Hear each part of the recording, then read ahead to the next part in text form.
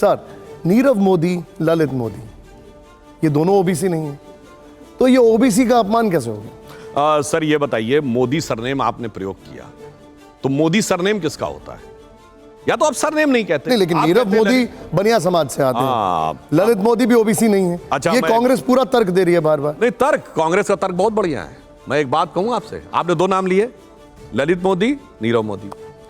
दो उदाहरणों पर पूरी एक जाति या एक सरनेम को चोर कहने वाले लोग वो हैं जो हजारों उदाहरणों के बाद अगर कह दिया जाए कि सारे आतंकवादी एक समुदाय से क्यों होते हैं, छाती पीटने लगते थे कि आतंकवाद का मजहब नहीं होता और चोर की जाति होती है। वाह, दो उदाहरणों पे एक पूरी जाति चोर है और हजारों उदाहरणों के बाद नहीं नहीं नहीं, आतंकवाद का मजहब नहीं होता है मगर चोरी की जाति होती है। इसी कारण से यह इनकी गति हो रही है। नहीं, लेकिन राजगोपालन जी, ये सवाल पर आपका टेक। सुधांशु जी, 303 एमपी बीजेपी को है, कांग्रेस को 55-50 है। आप क्यों बार बार पार्लियामेंट को रोक रहे हैं? 303 होने के बावजूद भी पार्लियामेंट चलाना चाहिए था, क्यों पार्लियामेंट को रोकना? इसमें आपको क्या अनुभव मिल रहा है? एक तो मैं ये बात ऑन द लाइटर नोट कह दूं, एक दौर था जब हमारे 2 एमपी होते और आज कितने 303। ये जनता के आशीर्वाद से हुआ है। जहां तक रोकने की बात है, देखिए वहां पे बहुत स्पष्ट बात। 303 वैसे भारत की एक बहुत पुरानी बंदूक भी है जो आप बता रहे हैं। नहीं, मैं ये कह रहा हूं, आप सरकार की आलोचना करिए, हम तैयार हैं।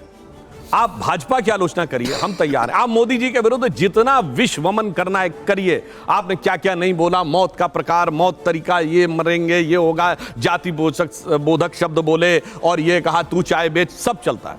अगर आप भारत का अपमान करेंगे कि भारत में डेमोक्रेसी खत्म हो गई है और आप कहेंगे so called defenders of democracy, यही वर्ड यूज है, Europe and America, defenders of democracy, why they are not reacting, तब तो फिर आप भारत की सार्वभौमिकता यानी सोवरेनिटी ऑफ इंडिया, भारत के कॉन्स्टिट्यूशन, भारत के लोकतंत्र का अपमान कर रहे हैं। तब हमने कहा माफी मांगो। बाकी तो आप गाली बकते रहे, मोदी जी की बोटी बोटी काटने से लेके इसकी मौत मरेगा, उसकी मौत मरेगा, सब बोल लिया। हम उसके ऊपर माफी मांगने को हमने नहीं कहा, हमने इस पे माफी मांगने का। और दुख किस बात का हुआ?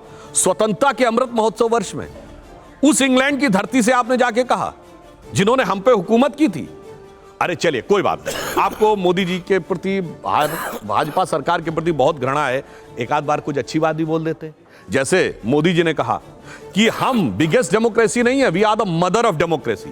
उस इंग्लैंड में जहां खड़े होकर राहुल गांधी ने बोला, वहां कहा जाता ना डेमोक्रेसी शुरुआत कब से हुई? मैग्ना कार्टा 1215 में आया। अरे बोलिए ना, कर्नाटक में अनुभव मंडपम 11वीं शताब्दी से चल रहे थे भगवान बासवन्ना के समय में।